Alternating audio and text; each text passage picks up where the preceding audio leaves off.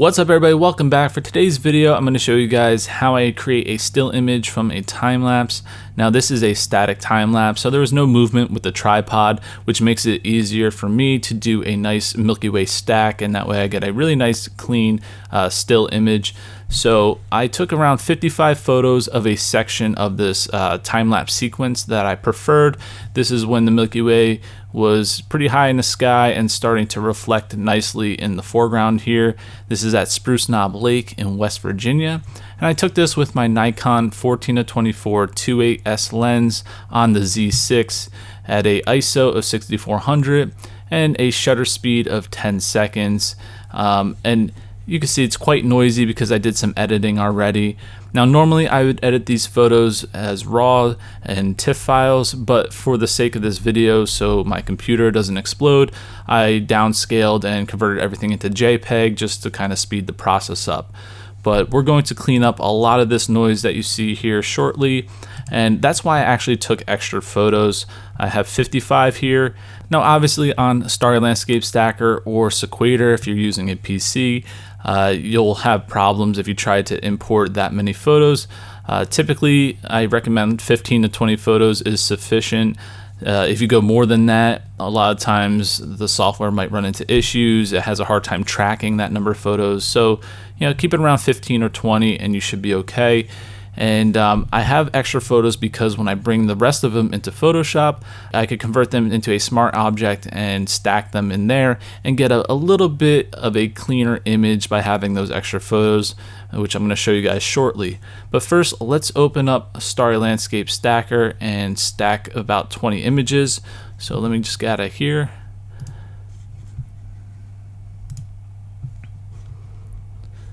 And I'm going to grab 20 photos.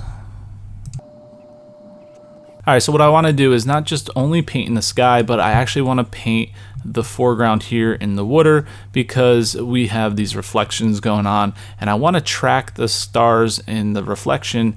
That way they are nice and sharp as well.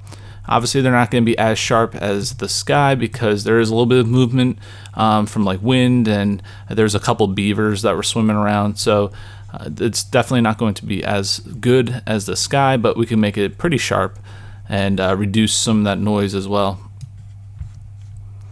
And I just want to erase some of these spots.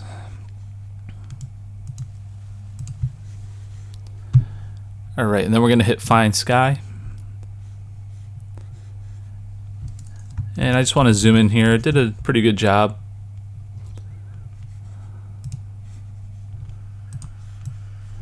And I just want to touch this up a little bit.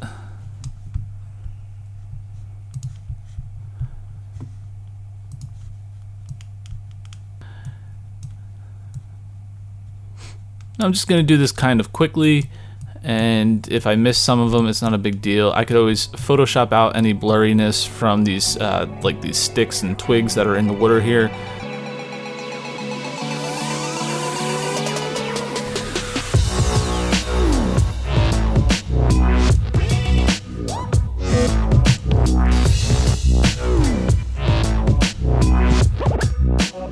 Okay, so once you're satisfied, hit Align and Composite.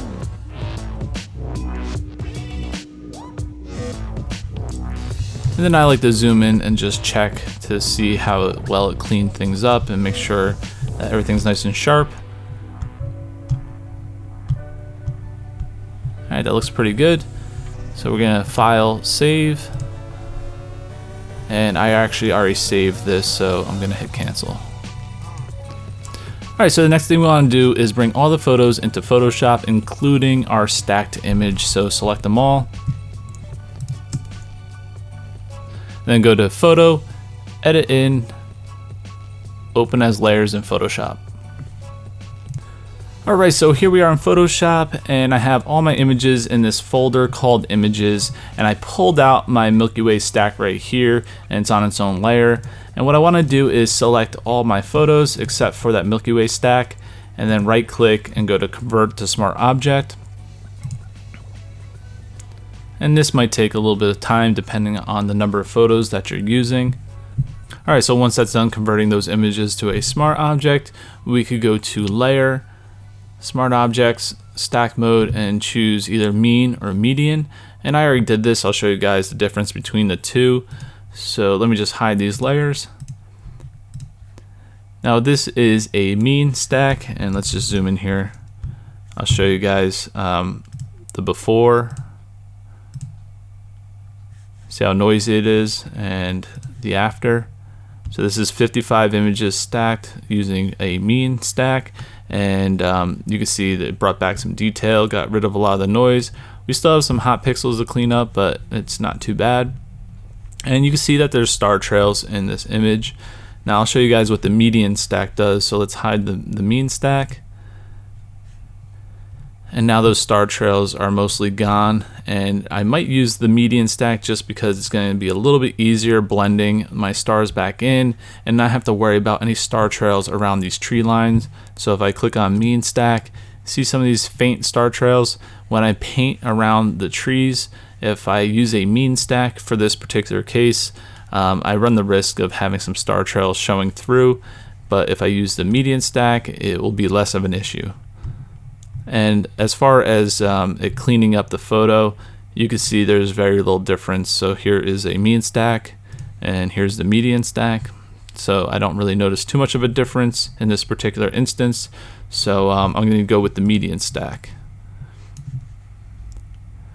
Now let me show you guys why I'm doing this additional stacking of 55 images and not just using the Starry Landscape stack by itself. So let me select our Starry Landscape stack. Now don't get me wrong, it did a fantastic job. As you can see here, cleaned it up quite nicely. Our stars are nice and sharp.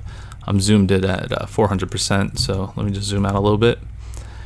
And I did downscale these and convert them to JPEGs, but with the raw files, you can notice a little bit more noise in the Milky Way stack using Starry Landscape stack versus the 55 photos stacked. So I was able to just get a little bit more cleanliness in this tree line area. So let me hide our Milky Way stack. So here is our median stack, and you can see it's just a little bit cleaner than our Starry Landscape stack. Now again, it's very minimal. Now, if you're pixel peeping and printing really large, I highly recommend doing this little extra step. But obviously, if you're not too worried about a little bit of noise, this might be a little bit overkill for you. So you just have to weigh out, the pros and cons of doing this additional work. Now, another reason I like to do this step though is because I don't have to be as critical in Starry Landscape Stacker.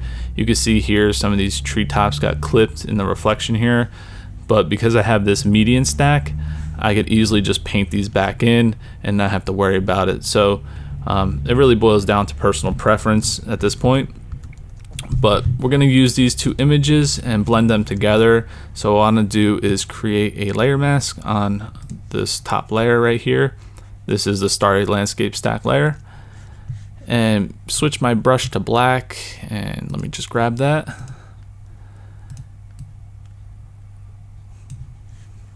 And now I'm just going to start painting along this tree line and the reflection part of it as well. And I'm just going to speed this up for you guys so you don't have to watch me paint in all these areas.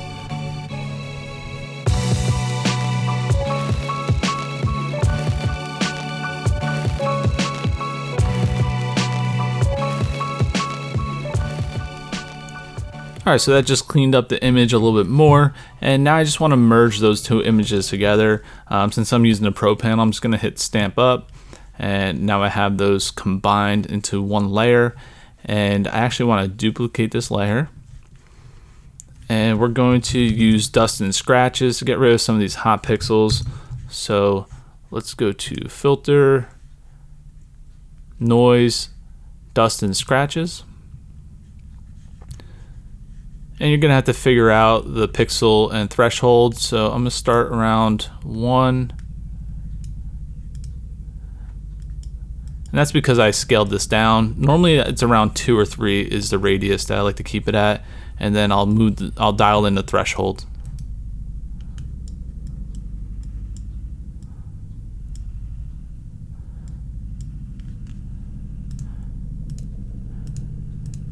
Okay, so for this, since it's scaled down, it's a radius of 1, and I'll keep it at a threshold of 10 and hit OK.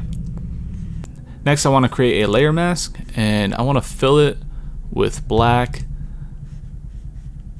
then switch my brush to white, and then just go over areas where I have a bunch of hot pixels. You know what, let me change the opacity to 100%.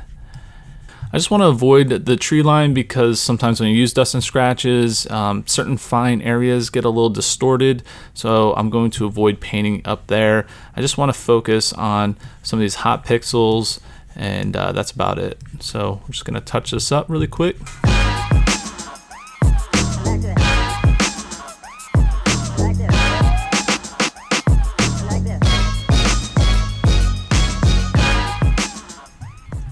Okay, again, I'm just going to stamp up. Now I'm going to duplicate it again and change this layer to color.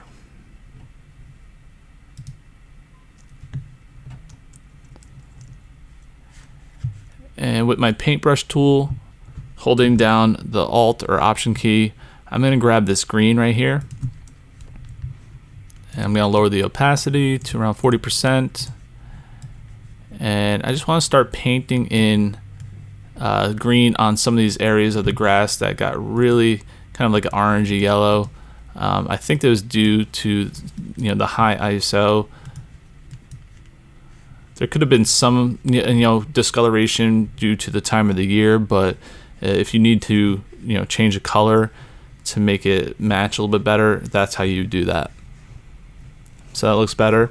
So here's the before. And here's the after. So now it's matching this side a little bit better. We don't have so much of that harsh orangey yellow. And don't worry about the tent right here. I could either clone that out or I could just crop in. Next, I want to combine those layers, so I'm going to stamp up. And now what I'll do is a little bit of dodging and burning. So I'm going to dodge my highlights.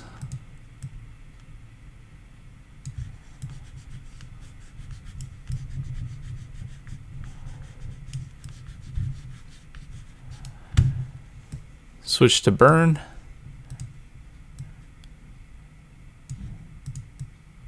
Put around 1 or 2%. And I'm just going to brush across the sky a couple times. And then go over the Milky Way a few times. And I'm also going to burn a little bit of the foreground to basically make it a little more contrasty.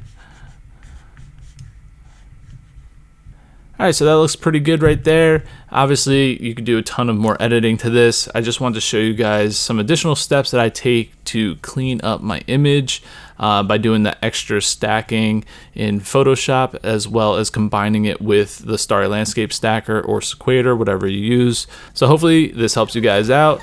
Take care. Bye-bye.